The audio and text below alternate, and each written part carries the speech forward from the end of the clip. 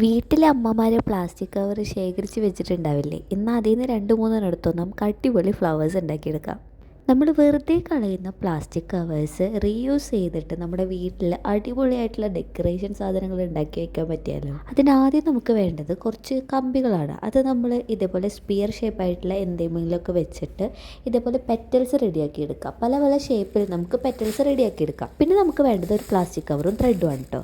ഇനി നമ്മൾ നേരത്തെ ഉണ്ടാക്കി വെച്ചില്ലേ കമ്പിയുടെ പാറ്റൽസ്, അതുമതി ഇതേപോലെ ഒന്ന് നമ്മൾ പ്ലാസ്റ്റിക് കവേഴ്സ് റാപ്പ് ചെയ്തിട്ട് ആ അറ്റത്തൊന്ന് നൂല് കെട്ടിയിട്ട് വെട്ടിയെടുത്ത് കഴിഞ്ഞിട്ടുണ്ടെങ്കിൽ നമ്മുടെ പെറ്റൽസ് റെഡിയാണ്. ഇത്ര ഈസി ആയിട്ട് നമുക്ക് പെറ്റൽസ് ഉണ്ടാക്കാൻ പറ്റും കേട്ടോ.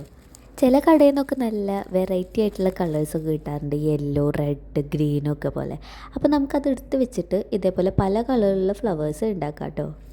അപ്പോൾ ഇത്രേ ഉള്ളൂ നമ്മുടെ പ്രോസസ്സ്. ഇതേ സെയിം പ്രോസസ്സ് റിപ്പീറ്റ് ചെയ്ത് കുറേ പെറ്റൽസ് ഉണ്ടാക്കാം. എന്നിട്ട് അതൊക്കെ കൂട്ടി ചേർത്തിട്ട് ഫ്ലവേഴ്സ് ഉണ്ടാക്കാം. നമുക്ക് ഏത് ഷേപ്പിൽ വേണമെങ്കിലും ഫ്ലവേഴ്സ് ഉണ്ടാക്കാം, ഏത് രൂപത്തിൽ വേണമെങ്കിലും ഉണ്ടാക്കാം. അതൊക്കെ നമ്മുടെ ഇഷ്ടമാണ് കേട്ടോ. ഞാൻ ഇപ്പോൾ ഉണ്ടാക്കിയിരിക്കുന്നത് ഒരു 6 പെറ്റൽസ് വെച്ചിട്ടാണ്. അപ്പോൾ ഞാൻ 2 രീതിയിലുള്ള പെറ്റൽസ്, അതായത് 2 സൈസിലുള്ള പെറ്റൽസ് വെച്ചിട്ടാണ് ഇത് ഉണ്ടാക്കിയെടുത്തേക്കുന്നത്. ഇതേപോലെ ഞാൻ ഈ റെഡ് കവർ വെച്ചിട്ടും പിന്നെ ഒരു ടീൽ ബ്ലൂ കളർ വെച്ചിട്ടൊക്കെ ഉണ്ടാക്കിയിട്ടുണ്ട്. അപ്പോൾ എന്തായാലും നിങ്ങളും ട്രൈ ചെയ്ത് നോക്കി നോക്ക്. ഇഷ്ടപ്പെട്ടാൽ ലൈക്ക് ചെയ്യാനും സബ്സ്ക്രൈബ് ചെയ്യാനും മറക്കണ്ട. ബൈ.